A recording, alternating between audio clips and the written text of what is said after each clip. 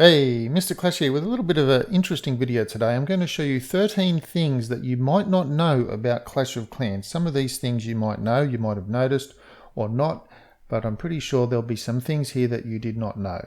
So the first thing we're going to start off with is, I'll just wait for this army camp, or I'll wait for this barracks to just finish training. Now, as you can see, I am training a baby dragon in this barracks down here. 26 seconds to go and it is done. What I'm going to do first is I'm going to show you that here's what I've got. You can see my troops are full. I've got some barbarians and things because I need to show you some other things, and those barbarians are going to come in very handy, and I've got a jump spell and that's going to come in very handy as well with what I need to show you. Now here's the barracks I've got the baby dragon in. There we go, 2 seconds, 1 second, and it is stopped. Now he won't pop out. Now as per usual, you do remember to get that baby dragon out I would have had to delete some camp space. Well, I'm going to show you something very interesting that you might not be aware of. That is, you can donate straight from the barracks without needing to empty your army camp. So you can see my army camps are full. So I'll come over here and I'll donate. Look at that. It says I can donate a baby dragon. So I'll donate that baby dragon. I'll close that down, and you can see that in my, go back to my army camps, my troops are still full and that baby dragon has disappeared out of the barracks. So that is a little quirk or little something that is now part of the game. And what else will I donate here? I'll donate a, look, he'll need a giant and have a couple barbs. Okay, done. So he's happy. So that's the first thing. That is, you can donate a troop out of the barracks before you have emptied the army camps to do it. You don't need to empty an army camp to do the troops. The next thing is the builders' huts. I'm not sure if you're aware what the builders actually do when they go to sleep. Of course, I've zoomed in on the hut that's not sleeping. Okay, let's find another one. Over here in the right-hand corner. Okay, this builder's hut here, that's right, we'll take his hut away, and look at that, the builder's in there sleeping. Cheeky bugger, moved his hut, put him back so he stays at rest. Now that's the second thing to show you. Now the third thing is to do with the gems. Now we all know that when you harvest gems, when you harvest trees, you get gems from them. Everybody knows that. However, there is a sequence to the number of gems you get from a tree, and that way, if you know the sequence, you know in advance how many gems you're likely to get from that thing, from the obstacle that you harvest. Now the sequence is 20 parts long. Now the numbers, I will put the numbers in the description below, so you don't have to try and jot them down while I'm telling you what they are, but they are 5 0 1 0 6 0 4 5 1 3 2 00 5 1 0 3 4 00. Those numbers represent the gems you get from something that you harvest. So let's put this to the test. I've got roughly 22 or 24 items on the map here. So we'll just see how long, what I get. So I have to harvest the first one, and that'll give me a rough idea of where I am in the sequence. When it harvests, I receive 2 gems from the tree. Now in that entire sequence, there's only 1, 2 that I get. So that means the next thing I get should be nothing. I hope it's right, otherwise I'm going to look like a little bit of a duffer. Hope it's not. Hope they haven't changed the sequence since I recorded it. Nothing. So the next one I should get is also nothing. Let's have a look at that. A few seconds to go. And nothing. So the next one I should get is 5. Just to show you the sequence is accurate. This should give me 5 gems. Builder's a bit slow. 5 gems in the bush. The next one should be 1 gem. Now this sequence is 20 numbers long, like I said, 1 gem, and you found a gem. So that's 1 gem in the bush I got. So the next one will be 0. I'll have 0 gems. Now you do get 3 obstacles a day spawn on your village, and that means you get 21 obstacles a week, but the sequence is 20 gems long. Nothing. The next one should be 3 gems. Let's harvest that. So the sequence repeats itself before the week is up if you harvest straight away. 3 gems. Next one is 4 gems.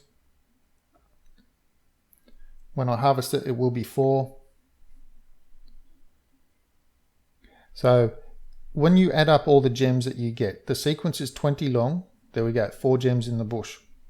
Now the sequence is 20 obstacles long, and you get 21 obstacles spawn in a week. So when you add up all the gems, those gems come to about 40 gems for the week. Nothing.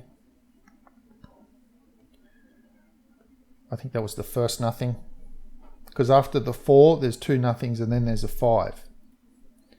So we'll just see what this one amounts to. Nothing.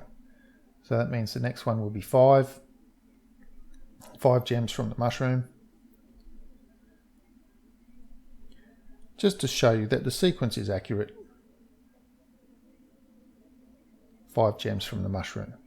Now I can keep going through. We've got 1, 2, 3, 4, 5, 6, 7, 8, 9 more to go, just to try and show you that how it will repeat. Remember, there's only 1, 2 in this sequence. There's only one item of 2 gems. So this one should be 0. No gem, nothing. The next one should be 1 gem. This is just to prove, I'm just going through this just to prove that the sequence is correct. I obviously didn't harvest for a week, so I could do this. Okay, 1 gem. After the 1, we have 1 gem, 0 gems. Then the next one will be 6 gems.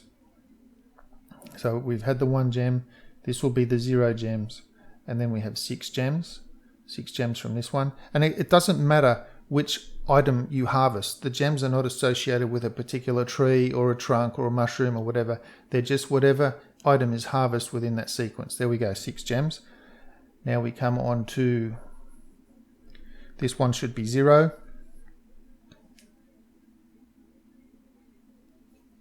Zero gems on this one, and there we go, 0 gems.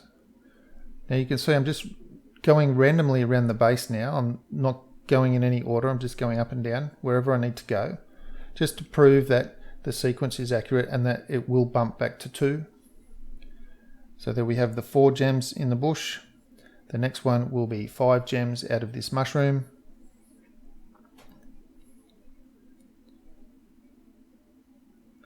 Waiting for the 5, just to show you, and there we go. So there are only 3 more to go.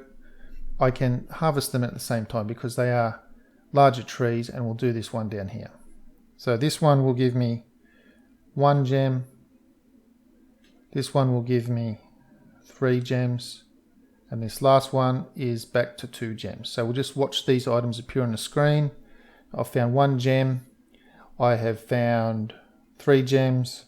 Now the next one will be 2, and I've found 2 gems, and there we are, back to the start of the sequence again. So like I said, I'll put that sequence in the description below, so that way if you keep track of how many gems you've harvested or appear in when you harvest a tree, then you can know whereabouts on the sequence you are and whereabouts or what the next gem is that you get. Now like I said, they add up to about 40 if you include the gem box that you get once a week roughly. There doesn't seem to be any sequence of gem boxes that I can find. Then that roughly is over 60 gems a week, so that's not too bad. So we've covered that. You've had the moving the builder's hut, donating for them full army camps, the gem sequence. Now the other interesting thing is, if you've seen my video where I tell you how to discover the range of your enemy's hidden Tesla, and in that video I show you that you are advised to copy the enemy's base or just reduplicate part of the enemy's base into your village editor, pop a Tesla in, and then you can see the Tesla. Now have a look at this base. Now there is a Tesla where the king is, in that compartment. There's a Tesla between the wizard and the elixir. Now obviously in a standard scout you are aware that you can click on these items and you can see their range, and that's pretty standard, but you could never see the range of a hidden Tesla because it's not there. I'll just end up tapping on a wall, so I can't tap on it. So the idea was you rebuild that in your village editor, pop the Tesla in, and you can see where the range is. Well, we don't have to do that anymore. We can do something else that's interesting. Now you'll see here I've just started the replay on this base, and I'll tap on the archer tower up the top. Look at that. We're in a live replay and I can tap on the things and I can see their range in the live replay. Now we never used to be able to do that, and that's pretty handy, especially when it comes to Teslas. So I'll just fast forward this a little and I'll stop it when, okay, we're going to get close. I'm going to be sending a hog in on the right hand side up the top near the king, and that will pop a Tesla. There we go, Tesla's popped. And now we can click on the Tesla that it's visible, and now we can see the range. So you don't have to go into your village editor for the sake of a cleanup attack, reduplicate part of the base and put a Tesla in. That part is no longer needed. You can just watch the replay, tap on the Tesla, and the Tesla will pop, and the range will be shown. Just to show you there, oh, sorry, I missed it. At the bottom, this Tesla was just coming up now. And even though the hog triggered it, the hog died, and so it refocused onto the queen. I was going to show you that you could check it even before it's popped fully, but that's not necessary. You can see the queen's just in range now of the Tesla's firing, and there we go, it's fired onto the queen. So we no longer need to rebuild part of the base in village editor, pop a Tesla in and check its range. That way you can do all that from a live replay. Now the next thing is to have a look at all the Easter eggs that are in the Goblin villages. There's 13. It's not 13. There's 10. I think there's 10. Might be 10. Might be 9. Okay, we'll start off at the top. Now all of the villages have this particular thing that I'm about to show you. Okay, doesn't seem to be anything crazy going on here. Now we'll zoom in on the rocks at the top of the base. Now have a look at the rocks at the very top in the corner. Maybe they show a face, maybe they don't. But have a look at just below the rocks in the top grass. It looks like there's the face of a lion or something. And as you go down further, it looks like maybe the face of a person wearing some kind of a Halloween mask with maybe like looks like bicycle cogs in the middle, just above where their nose would be. And it possibly looks like they've maybe standing there with their arms outstretched or whatever. And what would be that person's shoulders and possibly outstretched arms could also, depending on how you look at it, be the ears of a mogwai from the movie Gremlins. Of course, that's a stretch of the imagination. It could also be a fox or any other kind of animal like that as well. So that's at the top of the base.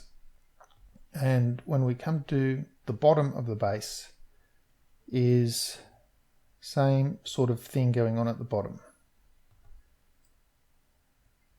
Now, the bottom's actually a little bit interesting as well. It's interesting for a few reasons. Okay, if you look at the very bottom of the base, the very rock at the bottom, the one that's almost hidden by the trees, it almost looks like a sort of a face mask there. As you go into the corner of the grass, it could look like a Japanese styled house or something like that, or whatever. And as you go up further, you maybe see some eyes and other shapes elsewhere. And if you have a look just to the right of the rock and underneath the rock, just to the right of the rock and underneath the rock, it maybe looks like, I don't know what that looks like. It could be like a little lizard's face or something like that. And if you have a look to the right of the rock and just above the rock, then that could be the bottom of someone's chin with a little bit of a nose and a little bit of something. Now, if you notice where that small rock is above the larger rock, you'll see that some of the grass is slightly different coloured just around there, and it sort of bellows out to the right and left as well as coming down. And that might be in the shape of a teddy bear or something like that.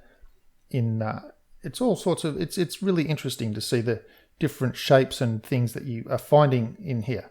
Now, is that a case of pareidolia where the human mind just looks for patterns in things, or is that something that's been placed there by the developers? Well, I'll leave that for you to decide. So that's in the first village, Payback. So now we're going to go on to the second Goblin village. We'll go from the top down on these ones. And I think it is 2 smoking barrels. Okay, we have a look at 2 smoking barrels. Now you'll notice on 2 smoking barrels in the corner, there are walls. So you've got a H on the left corner. You've got what could be an N on the top. On the right hand side, it looks like an X, but it could also be a T or a plus sign. And at the bottom, it looks like a bit of a C, a little bit of a C going on at the bottom.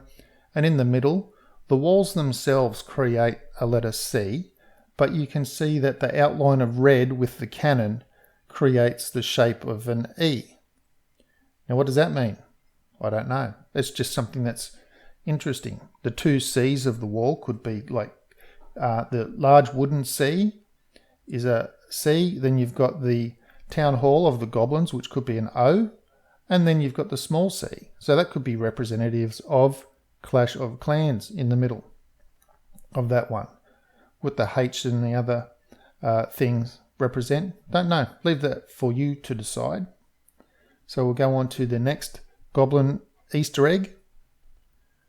And we're slowly working our way down the Goblin villages. Of course, you have to have unlocked them all first. Next one we have is Gold Rush. Just beneath 2 smoking barrels. And there doesn't seem to be anything too crazy going on here. Now, what was up with Gold Rush? Christmas tree. Christmas tree in the left-hand side. Now, that is one of the older Christmas trees. I believe that is the first Christmas tree that came out with the game. So here it is in the Goblin Village. So we'll go on to the next one. Nothing else to see in that Goblin Village. The next one is in the Goblin Village called Rat Valley, which is also up there somewhere. Rat Valley, here we are. Rat Valley. And over on the right hand side, there's a tombstone just sitting there. And what happens is if you drop a barb there, see a little pumpkin bomb. Boop, there it goes. And that's pretty well it. Nothing else around here. Nothing else going on around this one. So that is in Rat Valley, another little Easter egg. We'll end that battle. I didn't get anything. Oh, that's a shame. The next one we'll go to is Gobbo Town. Coming up here. And there we go, Gobbo Town, just underneath Rat Valley. Okay, Gobbo Town on the right hand side. Just move this over a little. We have the second Christmas tree that was released. And you do occasionally see people with this tree as well. So if you see a base with those 2 trees, you know that they've been playing the game since pretty well the start of the game. They've been playing for quite a while. So the next one we're going to is, I think one of the towers. Not sure how high up we've got to go. It's above full frontal. Here we go. Obsidian Tower. Okay, what are we seeing here? Obsidian tower. Okay, now we have the tombstone at the bottom of the base. It's one of those Halloween tombstones you might remember from a couple of years back.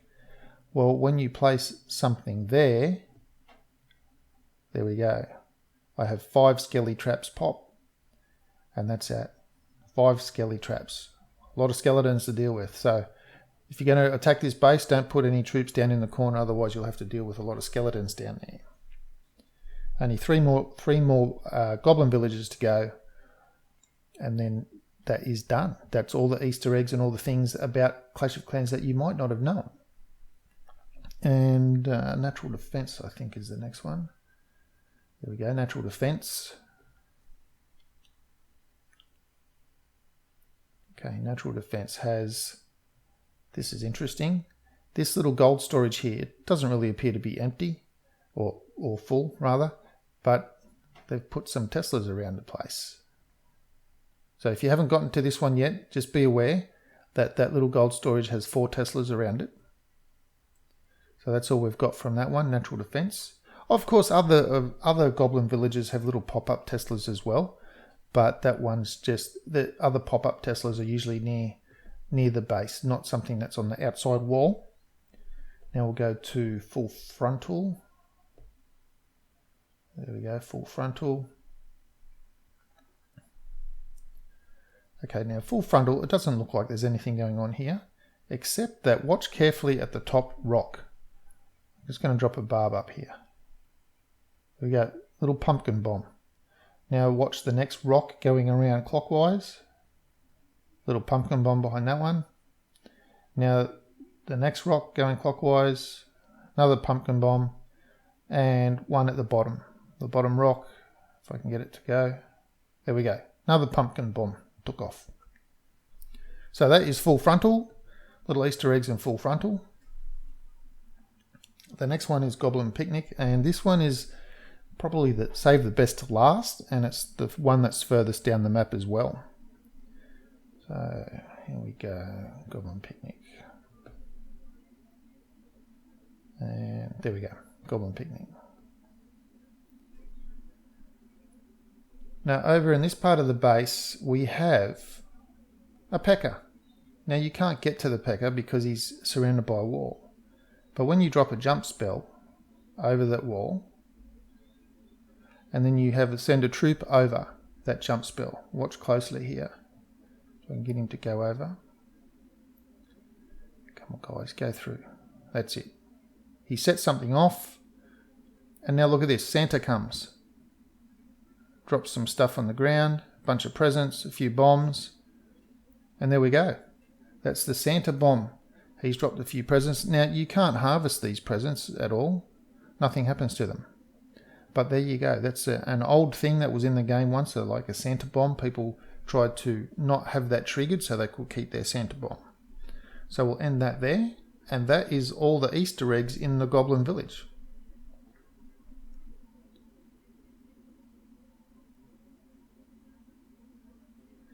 So that is all up 13 things, 13 different little things that you might not have known about the game Clash of Clans.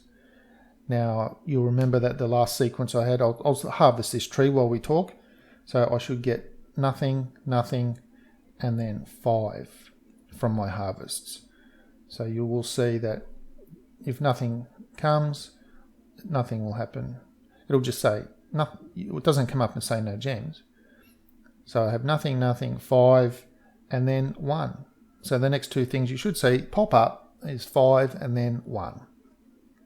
5 gems. We've gone the full circle, of course, and 1 gem. That's it. Anyway, that's all I wanted to show you. The 13 things that you might not have known about Clash of Clans, but now you do. A bunch of Easter eggs and other little things that can help you in your war as well. All that's left to say is thank you very much for watching. I hope you found it useful. Do please subscribe if you haven't already. And I will see you in the next video.